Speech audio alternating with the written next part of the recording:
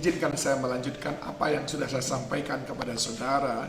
Di dalam paket selalu ada harapan kemarin, di mana Yesus menyuruh murid-muridnya untuk meninggalkan kerumunan orang banyak itu.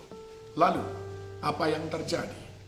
Apakah sesudah mereka mentaati Yesus, lalu tidak ada persoalan?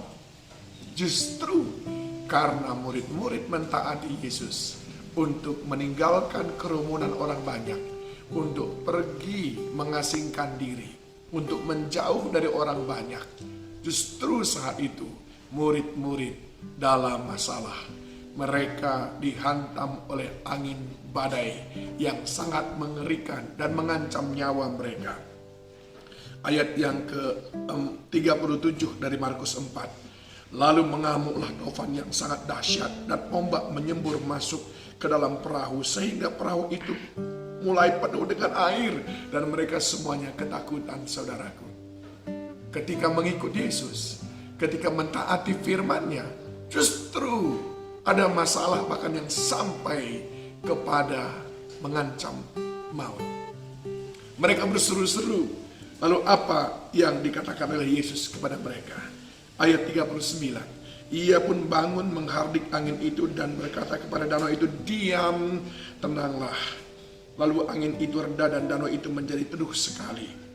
Ayat 40. Lalu ia berkata kepada mereka, mengapa kamu begitu takut?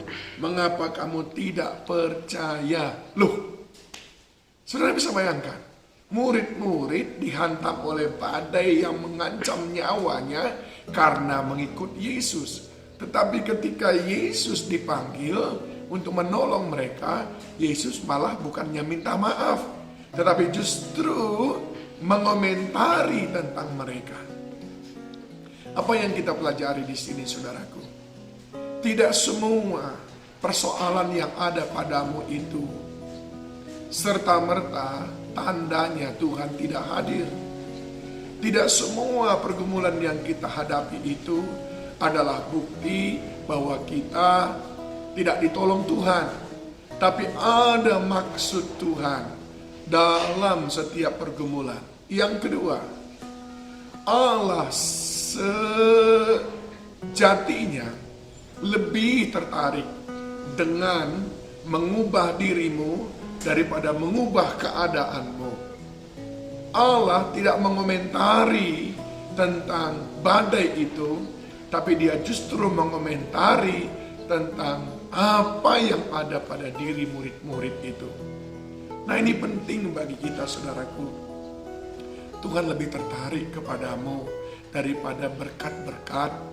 Tuhan lebih tertarik supaya engkau memiliki gambar Kristus daripada engkau memiliki gambaran betapa dahsyatnya dunia ini, betapa indahnya negeri Swiss sana. Tidak, dia lebih tertarik kepadamu, menjadikanmu indah. Itu sebabnya, saudaraku, sering sekali kita menghadapi pergumulan-pergumulan dan goncangan demi goncangan. Dan itu maksud Tuhan adalah, kalau kita lihat dari konteks murid-murid tadi, maka setiap goncangan-goncangan yang terjadi, setiap pergumulan yang terjadi, setiap tantangan yang kita hadapi, dan seolah-olah Tuhan membiarkan kita, di sana ada maksud Tuhan. Yang pertama, murid-murid diizinkan mengalami badai itu untuk mengoreksi iman percaya mereka. Yesus ingin menunjukkan kepada mereka, kamu sudah sekian lama bersama dengan saya, tapi masih demikian kualitas imanmu. Pergumulanmu sering sekali Tuhan pakai untuk mengoreksi kualitas imanmu. Yang kedua, saudaraku, kalau Daud begitu dia dilantik menjadi raja, tapi malah justru dikejar-kejar oleh raja dan ingin dibunuh oleh Saul. Pergumulan itu maksud Tuhan adalah untuk melatih Daud untuk menjadi pemimpin yang tidak lalim, pemimpin yang betul-betul berbelas kasihan. Itu sebabnya anak-anak Saul semuanya, cucu Saul semuanya ditolong oleh Daud, dikasihi oleh Daud, saudaraku. Dan yang ketiga, kalau kita belajar dari Daniel, mengapa Allah membiarkan Daniel masuk ke gua singa? Maksudnya adalah untuk memakai iman dan ketaatan Daniel untuk memenangkan satu bangsa. Sering sekali Tuhan mengizinkanmu dalam kesulitan karena Dia ingin memakaimu untuk maksud yang lebih besar, yaitu menyelamatkan satu bangsa. Lalu bagaimana dengan Ayub? Mengapa diizinkan Tuhan sedemikian susah hidupnya, sangat menderita? Di sana Allah ingin mempersiapkan Ayub untuk mendapatkan promosi pelipat gandaan dalam kehidupannya. Ketika Tuhan membiarkanmu dalam sebuah pergumulan, ingat, ada 4 hal ini maksudnya. Yang pertama, mengoreksi imanmu. Yang kedua, melatihmu untuk menjadi pemimpin yang lebih hebat, menjadi pribadi yang lebih tangguh. Dan yang ketiga, untuk menyelamatkan sebuah bangsa ataupun maksud yang lebih besar.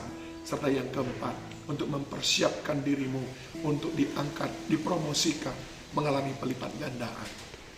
Jangan mengeluh ketika sekelilingmu tidak seperti yang kau harapkan. Jangan mengeluh ketika Tuhan mengizinkan berbagai macam tantangan. Di sana ada terkandung hal yang luar biasa.